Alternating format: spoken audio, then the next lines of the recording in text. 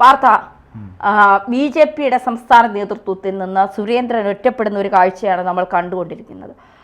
സുരേന്ദ്രന്റെ ഭാഗത്തു നിന്ന് വലിയ വീഴ്ചകൾ സംഭവിച്ചു. സുരേന്ദ്രനെ അടിച്ചു പുറത്താക്കണമെന്നാണ് സന്ദീപ് വാര്യർ. സുരേന്ദ്രനോടൊപ്പം നിൽക്കുന്ന ചില ആളുകളെയും അടിച്ചു പുറത്താക്കി ചാണകവെള്ളം തളിക്കണമെന്നാണ് നമ്മുടെ സന്ദീപ് വാര്യർ പറയുന്നത്. സത്യത്തിൽ സുരേന്ദ്രന്റെ ഒരു കഴിവില്ലായ്മ തന്നെയാണ് പാലക്കാട് നമ്മൾ കണ്ടത്. സുരേന്ദ്രൻ നേരിട്ടെത്തി പ്രചരണം ഏറ്റെടുത്ത ഒരു സ്ഥലം കൂടിയാണ് പാലക്കാട് എന്ന് പറയുന്നത്. ഇന്നലെ എന്നെ ഒരു ഏറെ എന്നെ സ്വാധീനിച്ച ഒരു പോസ്റ്റ് ഞാൻ ഇന്നലെ ഒന്ന് വായിച്ചു പോവാം. ഇതിലുമേറെ തോൽവികൾ കണ്ടവരാണ് നമ്മൾ, ഇതിലുമേറെ വേദനകൾ അനുഭവിച്ചവരാണ് നമ്മൾ, ഇതിലുമേറെ പ്രതിസന്ധികൾ തരണം ചെയ്തവരാണ് നമ്മൾ. ആദ്യമായി വാടുന്ന താമരയല്ല ഇത്. നമ്മുടെ താമരമൊട്ടുകൾ ഇനിയും വിടരും, ഇനിയും പടരും. തല്ലിക്കൊഴിക്കുന്ന കാറ്റിനെ പേടിച്ച് പൂക്കാതിരിക്കില്ല പിച്ചിയും മുല്ലയും. ഇനിയും പ്രസ്ഥാനത്തിനൊപ്പം, ഇനിയുമേറെ പരീക്ഷണങ്ങൾ ഒരുമിച്ച് നേരിടാം, ഇനിയുമേറെ വേദനകൾ ഒരുമിച്ച് പങ്കിടാം. വരാനിരിക്കുന്ന നല്ല നാളേക്കായി പെറ്റമ്മയും പിറന്ന നാടിനെയും ചേർത്ത് നിർത്തിയ പ്രസ്ഥാനത്തെയും തള്ളിപ്പറയാതെ ചുവടുകൾ ഉറപ്പിച്ച് മുന്നോട്ട് പോയിടാം.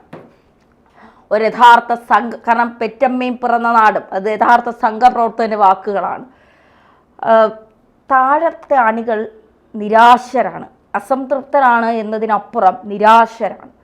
സത്യത്തിൽ പല വാർത്തയുടെയും പല പോസ്റ്റിൻ്റെയും താഴെ വരുന്ന കമൻറ്റുകൾ ശോഭാ സുരേന്ദ്രൻ നേതൃസ്ഥാനത്തേക്ക് വരട്ടെ, അവർക്കൊരവസരം കൊടുക്കൂ എന്നാണ് പറയുന്നത്. ഈ പാലക്കാട്ടെ തോൽവിയിൽ നിന്നെങ്കിലും ഒരു പാഠം ഉൾക്കൊണ്ടുകൊണ്ട് സുരേന്ദ്രൻ മാറി നിന്നിട്ട് ശോഭാ സുരേന്ദ്രൻ ആ സ്ഥാനത്തേക്ക് വരണ്ടേ?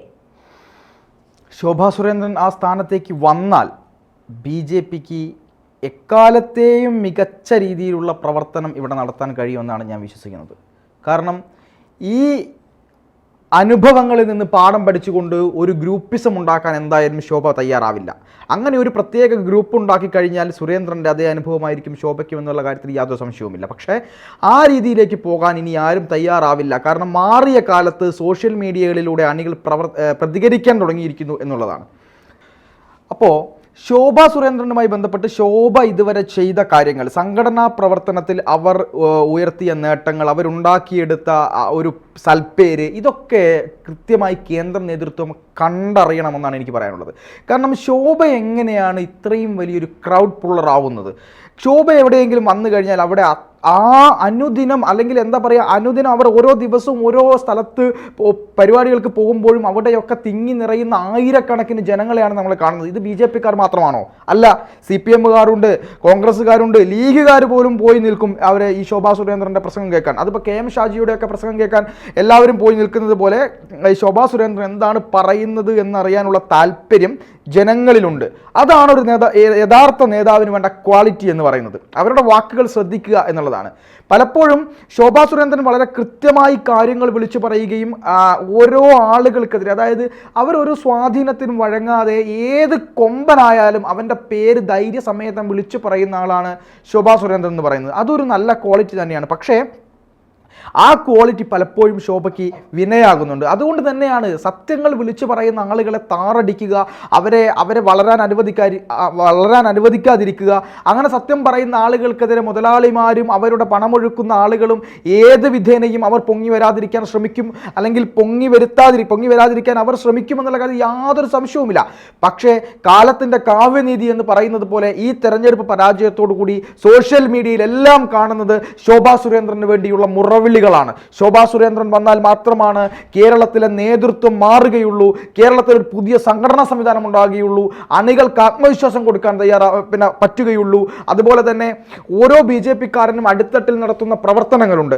ആ അടിത്തട്ട് പ്രവർത്തനങ്ങൾ എങ്ങനെയാണ്? CPMൻ്റെ അടുത്തു നിന്നും, ലീഗിൻ്റെ അടുത്തു നിന്നും, കോൺഗ്രസ്സുകാരുടെ അടുത്തു നിന്നും ഒക്കെ അടി വാങ്ങി അവരോട് കേസ് നടത്തി ആ കേസിന് പണം പിരിച്ച് ഓരോ ആളുകൾക്കും പുറത്ത് വിദേശത്തേക്ക് പോകാനാകാതെ അങ്ങനെ പല രീതിയിലും നിന്ന് പ്രവർത്തിക്കുന്ന സാധാരണക്കാരായിട്ടുള്ള അടിത്തട്ടിലുള്ള BJP പ്രവർത്തകരുണ്ട്. അത് അവർ സംഘത്തെ മനസ്സിലേക്ക് ഏറ്റിക്കൊണ്ട് BJPയെ മനസ്സിലേക്ക് ഏറ്റിക്കൊണ്ടൊക്കെ പോകുന്നത് കൊണ്ടാണ്. അത്തരം ആളുകൾക്ക് വേണ്ടി സംസ്ഥാന നേതൃത്വം എന്തെങ്കിലും ചെയ്യുന്നുണ്ടോ എന്ന് ചോദിച്ചാൽ ഒരു കുന്തവും ചെയ്യുന്നില്ല എന്ന് തന്നെയാണ് പറയാനുള്ളത്. ഒരു വക്കീലിനെ പോലും ഇവർ ഏർപ്പാടാക്കി കൊടുക്കുന്നുണ്ടോ എന്ന് ചോദിച്ചാൽ പല ആളുകളും പറയുന്നത് കേട്ടാൽ നമ്മൾ ഞെട്ടിപ്പോകും. അങ്ങനെ ഒരു കാര്യം ഇവർ ചെയ്യുന്നില്ല. ഇവർ കുറേ സിൽബന്ധികളെ സൃഷ്ടിച്ചുകൊണ്ട് മുന്നോട്ട് പോവുക എന്നുള്ളതാണ് ഇവരുടെ ഒരു ശൈലി എന്ന് പറയുന്നത്. അവിടെയാണ് ശോഭാ സുരേന്ദ്രനെ പോലുള്ള ഒരാളുടെ ആവശ്യകത വരുന്നത്. യഥാർത്ഥത്തിൽ ശോഭ, പക്ഷേ ധന്യ നേരത്തെ പറഞ്ഞൊരു പോയിന്റ് ഞാൻ വളരെയധികം ശ്രദ്ധിച്ചു.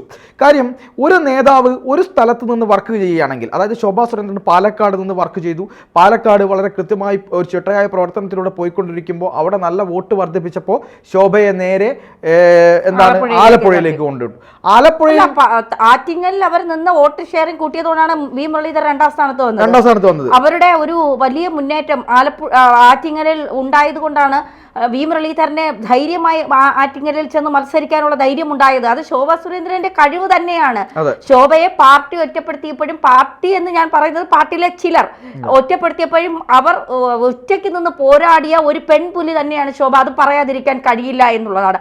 അത് കഴിഞ്ഞിട്ട് അവരെ കൊണ്ടുവന്ന് നേരെ പാലക്കാട് നിർത്തി. പാലക്കാടും ശോഭ വോട്ട് വർദ്ധിപ്പിച്ചു എന്നുള്ളതാണ്. ആ ധൈര്യത്തിൽ തന്നെയാണ് അടുത്ത തവണ പിന്നെ കൃഷ്ണകുമാർ മെട്രോമാൻ ആയാലും മെട്രോമാൻ ആണെന്ന് എനിക്ക് തോന്നുന്നു, മെട്രോമാൻ മത്സരിക്കാൻ എത്തിയത്.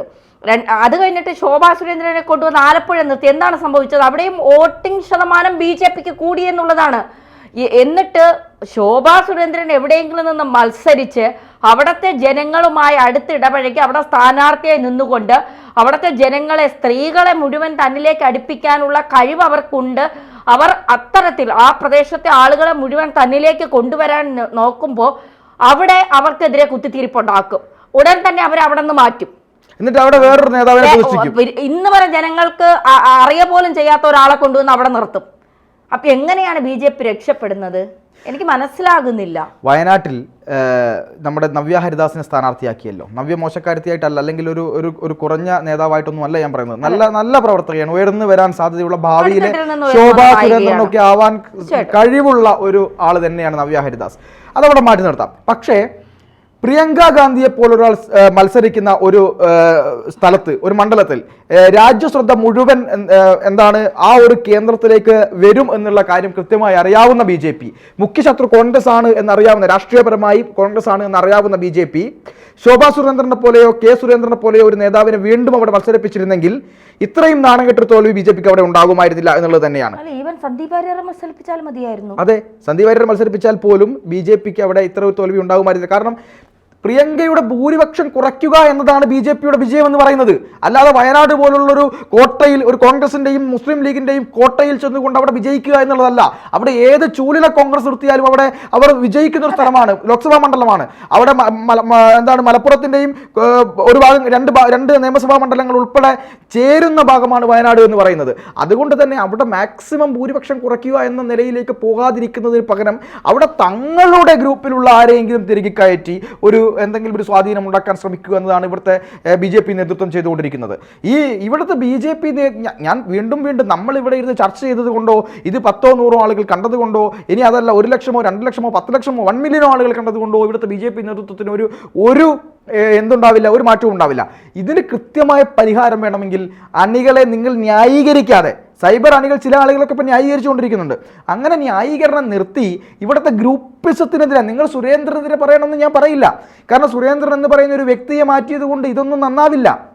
ഇവിടുത്തെ BJPയുടെ ഗ്രൂപ്പിസമാണ്, അതായത് ഒരു ക്യാൻസർ പോലെ പടർന്നു പിടിച്ച ഗ്രൂപ്പിസത്തെ മാറ്റി നിർത്തിക്കൊണ്ട്, ഗ്രൂപ്പിസത്തെ ഒഴിവാക്കിക്കൊണ്ട് ആ രീതിയിൽ നല്ലൊരു മുന്നേറ്റം വരാൻ വേണ്ടിയും ശോഭാ സുരേന്ദ്രനെ പോലെ, യുവരാജ് ഗോകുലിനെ പോലെ, ശങ്കുട്ടി ദാസിനെ പോലെ, സന്ദീപ് വാചസ്പതിയെ പോലെയുള്ള ആളുകളെ നേതൃനിരയിലേക്ക് കൊണ്ടുവരാനും, ഇപ്പുറത്ത് ജേക്കബ് തോമസിനെ പോലെ, അതുപോലെ തന്നെ TP സെൻകുമാറിനെ പോലെ, ശ്രീലേഖയെ പോലെയുള്ള ആളുകളെ, അതെ, ഇത്തരം ആളുകളെയൊക്കെ നേതൃസ്ഥാനത്ത് കൊണ്ടുവന്ന് ഇവരുടെയൊക്കെ ഇന്റലക്ച്വൽ ആയിട്ടുള്ള കഴിവുകളെ, ഇന്റലക്ച്വൽ ആയിട്ടുള്ള സംഭാവനകളെയൊക്കെ കൂട്ടിച്ചേർത്ത്, മറ്റവരുടെ രാഷ്ട്രീയപരമായുള്ള കഴിവുകളെ കൂട്ടിച്ചേർത്ത് ഒരു പുതിയ നേതൃത്വം ഉണ്ടാക്കിയെടുക്കാൻ വേണ്ടിയിട്ടാണ് ഇവർ ശ്രമിക്കേണ്ടത്.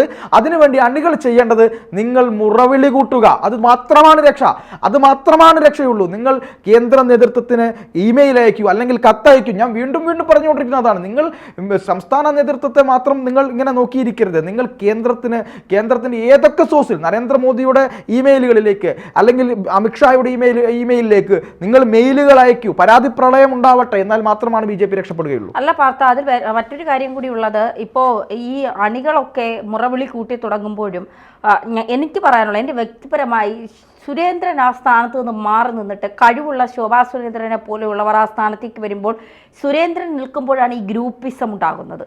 ഇതിനു മുന്നേ BJP ഗ്രൂപ്പിസം ഉണ്ട്, ഇല്ലാന്ന് ഞാൻ പറയുന്നില്ല. പക്ഷെ അത് കുറച്ചുകൂടി ഫലപുഷ്ടിയായത് സുരേന്ദ്രൻ നേതൃസ്ഥാനത്തേക്ക് വന്നപ്പോഴാണ്. ആ ഗ്രൂപ്പിസത്തെ ഒന്നടങ്കം പൊളിച്ചെഴുതാൻ കഴിയുന്ന, പൊളിച്ചു മാറ്റാൻ കഴിയുന്ന ഒരു എന്താ പറയുക, ഒരു ശക്തയായ, പറയുന്ന കാര്യങ്ങൾ പറയുന്ന രീതിയിൽ നടപ്പിലാക്കാൻ കഴിയുന്ന ശക്തിയായ ഒരു വനിത നേതൃസ്ഥാനത്തേക്ക് വരട്ടെ. കേന്ദ്രത്തിൽ JP നദ്ദയും പിന്നെ ബാക്കി ചാണക്യനായ അമിത്ഷായും ഒക്കെ തന്ത്രങ്ങൾ മെനയുന്നത് പോലെ അവർക്കൊക്കെ അത്രയും ബുദ്ധിയും വിവേകവും ഒക്കെ ഉള്ള ആളുകളല്ലേ. അവരെന്തുകൊണ്ട് കേരളത്തിലെ കുറിച്ച് ആ രീതിയിൽ ചിന്തിക്കുന്നില്ല? ഇവിടെ ഉള്ളവരെയൊക്കെ വലിച്ചെറിഞ്ഞിട്ട് പുതിയ ആളുകൾ വരട്ടെ, പുതിയ നേതൃത്വം ആളുകൾ ഏറ്റെടുക്കട്ടെ, എന്നിട്ട് അവരെ വെച്ച് പരീക്ഷിക്കൂ.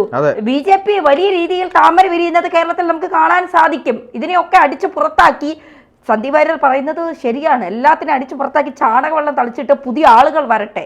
ഇവിടെ BJPയുടെ ചില ആളുകൾ പറയുന്ന ഒരു കാര്യമുണ്ട്, നമ്മൾ പാർട്ടി ഒരു പ്രതിസന്ധിയിലാകുമ്പോൾ നമ്മൾ അതിനെ ആക്രമിക്കാൻ പോരുതെന്ന്. CPMന്റെ അതേ ഭാഷ. CPM എന്ന് പറയുന്നത് സംഘടനാ ശക്തമായ, എല്ലാ വിധത്തിലും കൈകാര്യം ചെയ്യാൻ അറിയുന്ന, വളരെ കൃത്യമായി ഓരോ പ്രശ്നങ്ങളെയും കൈകാര്യം ചെയ്യാൻ അറിയുന്ന, വ്യക്തമായ ആശയധാരയുള്ള, വ്യക്തമായി ഓരോ പ്രശ്നങ്ങളെയും പരിഹരിക്കാൻ ആവശ്യമായ നിലപാടെടുക്കുന്ന ഒരു പ്രസ്ഥാനത്തെ BJPയുടെ ഈ പ്രതിസന്ധിയുമായി കൂട്ടിച്ചേർക്കരുത്. നിങ്ങൾ ചെയ്യേണ്ടത് വേറെയാണ്, CPM ചെയ്യുന്നത് വേറെയാണ്. അതുകൊണ്ട് പ്രതിസന്ധികളല്ല, ഇത് നേതാക്കന്മാരെ വളർത്താനുള്ള ഒരു വകുപ്പ് മാത്രമാണ്. അതിനെതിരെ അണികൾ പ്രതികരിച്ചേ മതിയാവൂ. തീർച്ചയായിട്ടും.